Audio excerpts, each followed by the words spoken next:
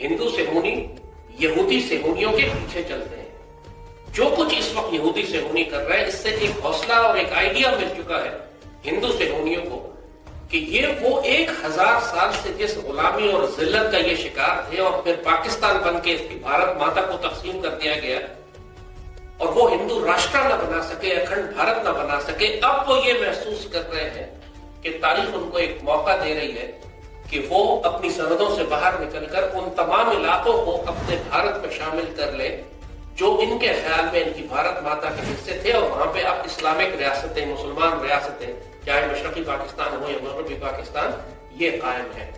लेकिन जब ये बातें हम अपनी पाकिस्तानी कौम को बताते हैं कि अखंड भारत बनाने के लिए हिंदू सेहूनी इस वक्त बावले हो चुके हैं, जुनून की हद तक, इस हद तक कि जैसे शैतान ने उनको छूकर पागल कर दिया है, और वो पिछले 1-2 साल के अंदर जिस तरह जंगी तैयारियां कर रहे हैं, खासतौर पर कश्मीर को जम करने के बाद जब उन्होंने ये देखा कि पाकिस्तान की जानिब से कोई रिएक्शन नहीं आया, पूरी मुस्लिम दुनिया से कोई रिएक्शन नहीं आया, तो अब हिंदू सेहूनियों को हौसला हो चुका है कि अब अगर वो मुसलमानों का कत्लेआम करें भारत के अंदर या फिर अपनी सरहदों को वसी करने के लिए पाकिस्तान में फौजें दाखिल करें, तो दुनिया उनके खिलाफ कोई आवाज नहीं उठाएगी।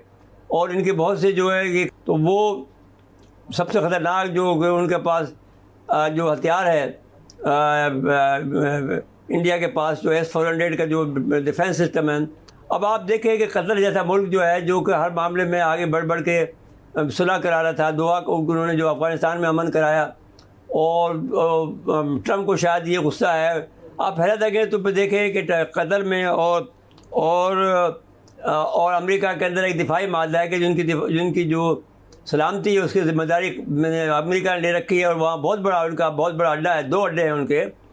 एक उनका जो इंफॉर्मेशन का अड्डा है जिसको नेस्कॉम कहते हैं, और एक अड्डा एक अड्डा सेंटकॉम का है जो कि सबसे बड़ा अड्डा कराया जाता है एशिया के अंदर और खलीजी मुल्क के अंदर, जो कि इतना बड़े इलाके में उसको घेरा ले रखा है। और वहाँ पर जो है कतर के पर जो हमला किया है 2 सितंबर को, आयम बादशाह कर रहे हैं अमेरिका के जो लोग हैं, वो मेरे ख़्याल में सारी दुनिया के अंदर जो इस वक्त भी बेयकीनी कैफियत है, जो इसमें बदअमनी है, जिस अंदाज से निज़ाम जो उथल पुथल हो रहा है, उसमें अगर आप देखें तो अमेरिका का जो इसमें हाथ है, डोनाल्ड ट्रम्प का, ये सब कुछ उकसा रहे हैं, लड़ाई करा रहे हैं। अब देखिए इंडिया से उस वक्त पाकिस्तान की जय जयकार करने लगे, अब इंडिया से फिर दोस्ती करने के लिए हाथ बढ़ा लिया उन्होंने। सदर डोनाल्ड ट्रंप जो दुनिया भर में अमन कायम करने का मुसलसल क्रेडिट लेते हुए दिखाई देते हैं, और कहीं भी होने वाली जारियत किसी मुल्क की तरफ से अपने डिफेंस सिस्टम के मुजाहिरे पर भी उसे हदफ तनकीद बनाने से चूकते नहीं है,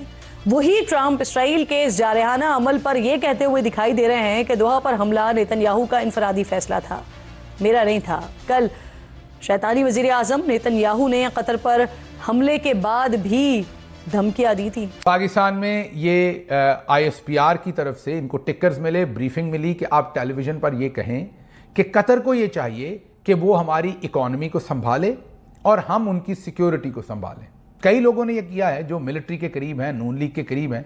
मसलन आमिर इलियास राणा साहब ने ये मशवरा दिया कि सऊदी अरब, कतर, अमारात हमारी मईशत संभाल लें, हम उनका दफा संभाल लेते हैं। मतलब ये घर दामाद बनना चाहते हैं, ये दूसरे लफ्ज़ों में कहते हैं कि हमें गोद ले लें, ले पालक ले लें, हम उनके लिए लड़ाई करेंगे, हम कराई की फ़ौज होंगे। ये अब हमारे जनरल्स की ख्वाहिश है। पहले हमने भरपूर तरीके से कोशिश की कि जंग लगे अफ़गानिस्तान के अंदर, हम लड़ें और अमेरिका का असलहा जो अमेरिका का अफ़गानिस्तान में रह गया था वो तालिबान से छीन के उनको वापस देने के बहाने ये जंग छिड़ी जाए और फिर डॉलर हमारे ऊपर बरसें।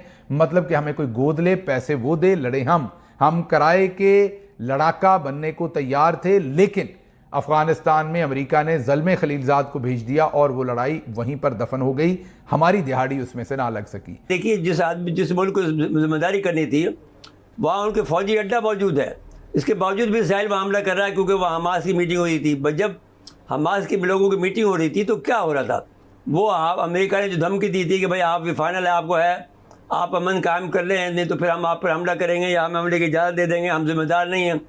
वो अमन करने जा रहे थे आपसे, अमन के मज़ाकरात की आपकी जो शराइत थी वो मानने जा रहे थे, इसके बावजूद भी उन्होंने हमला किया क्योंकि इसराइल को ये सूट नहीं करता है कि वहाँ पर किसी कहीं अमन हो, क्योंकि अगर नेतन्याहू को ये प्रॉब्लम है कि अगर जैसे ही अमन हुआ उसकी हुकूमत चली जाएगी, वो जेल में होगा और मारा जाएगा।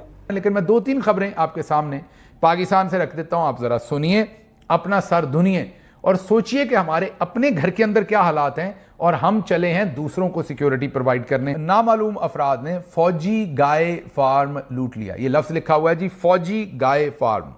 तो ये जो गायों का फार्म था, कॉज थी वहां पर, ये दूध सप्लाई करते थे कैंट को, तो इसलिए इसे फौजी गाय फार्म कहते थे। ये शायद किसी को ठेके पे दिया हो और या शायद मिलिट्री इसे खुद ही मैनेज कर रही हो, ये मेरे इल्म में नहीं, लेकिन ये ज़रूर है कि ये कैंट के साथ ही वाक़या था और इसका दूध कैंट में सप्लाई होता था। इस फॉर्म के ऊपर जो टीटीपी वाले हैं उन्होंने दिन दहाड़े ही समझ लीजिए, मीन सरे शाम उन्होंने हमला किया। कोई उनको आकर पूछने वाला नहीं था। पूरी तसल्ली के साथ घंटों उन्होंने वहां पर कार्रवाई की। जो लोग थे उनको बांधा, मारा पीटा। उसके बाद एक एक गाय को वहां से उन्होंने खोला। यह भी कहा जाता है कि कईयों का तो दूध भी धोया वहां उन्होंने बैठ के। उनको बिल्कुल कोई फिक्र नहीं थी कि जिन्होंने कतर की हिफाजत करनी है, जिस मुल्क वालों ने, वो यहां भी पहुंच सकते हैं। आराम से उन्होंने गाय का दूध वहां पर धोया, पिया। तो उन्होंने घंटों उस फॉर्म के ऊपर गुजारे और जाते जाते 138 जो गाय थी वो भी साथ ले गए। जब से इजराइल ने कतर पे हमला किया है तब से पाकिस्तानियों का रोना धोना चालू है। अमेरिका को धमकी दे रहे हैं, इंडिया को धमकी दे रहे हैं। अगर वीडियो अच्छी लगे तो वीडियो को लाइक करें, चैनल को सब्सक्राइब करें और अपने दोस्तों में शेयर करें। धन्यवाद, मिलते हैं अगले वीडियो में।